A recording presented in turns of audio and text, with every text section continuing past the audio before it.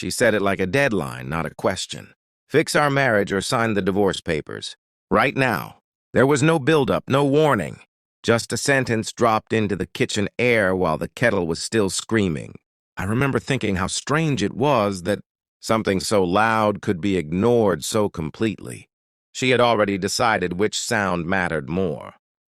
I didn't answer immediately. Not because I was thinking carefully, but because my body had learned hesitation. Over the years, pauses had become my way of surviving her moods. If I waited long enough, sometimes the demand softened. Sometimes it changed shape. This one didn't. She stood there with her arms crossed, watching me like a supervisor waiting for compliance. Fix it or end it. As if the fixing was a switch I had been refusing to flip out of spite. I said I needed time. She smiled in a way that didn't reach her eyes and told me time was the problem. That afternoon passed in fragments. Emails half-read, rooms crossed and recrossed for no reason.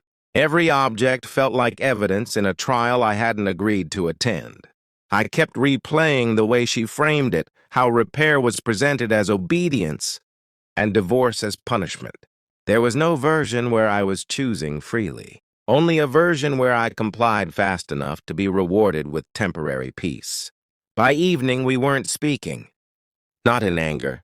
In administration.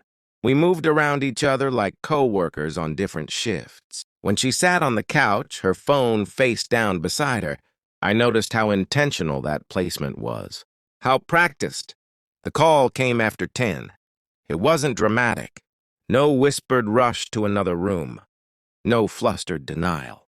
The phone lit up, vibrated once, and she picked it up in front of me. I saw the name. She didn't look at my face to see if I'd noticed. She didn't need to. "I'll take this," she said, already standing. Something in me settled then. Not broke. Settled. Like sediment dropping in water, after being stirred for too long. The ultimatum from that morning rearranged itself in my head. I finally understood that it hadn't been an invitation to fix anything. It was a test of how much disrespect I would absorb to keep the illusion alive. I stayed on the couch while she talked in the bedroom. I didn't listen closely. I didn't have to. The tone was enough. Light, familiar, unburdened. The sound of someone who didn't feel cornered at all. That night I slept poorly but deeply. No dreams, just a heavy, uninterrupted dark. In the morning, I made coffee and opened my laptop. My hands didn't shake. That surprised me. I expected some internal drama, some last-minute bargaining with myself. Instead, there was a clean sequence of tasks. Download, print, read once, sign. The pen felt heavier than it should have, but not because of fear. Because of finality. I signed my name the way I sign checks. Carefully, legibly, without flourish. Not as a statement, as a confirmation. She came into the kitchen while I was folding the papers. Looked at them, then at me. There was confusion first, then something sharper. "You're really doing this?" she asked. I nodded, not in defiance. In acknowledgement, as if we were both finally admitting the meeting was over. I didn't hand the papers to her. That mattered to me. Instead, I placed them back into the envelope and sealed it. "I'll have them served," I said. She laughed once, short and incredulous. "You don't need to do all that." But I did.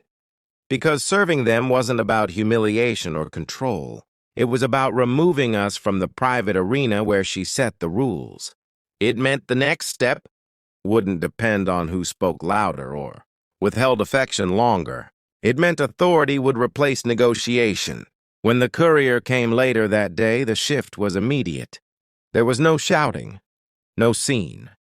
Just the quiet weight of someone else explaining what was happening, what the timelines were, what came next. An unmistakable moment where the ground changed under her feet. I watched from the hallway, not to savor it, to witness it. To remind myself that dignity can be procedural. After they left, the house felt unfamiliar, larger, less charged. She stayed in the bedroom. I didn't check on her. Not out of cruelty, out of clarity. That night, alone in the living room, I realized something uncomfortable. I wasn't relieved in the way people talk about. There was no surge of triumph, just a steady sense of alignment. Like my actions had finally caught up to what I knew. I don't know what comes next. I know there will be loneliness. I know there will be moments where I'll wonder if I could have endured more. Bent further, waited longer. But I also know this. No one gets to force a choice and then pretend it was love. And the quiet moment I chose myself didn't feel heroic. It felt necessary.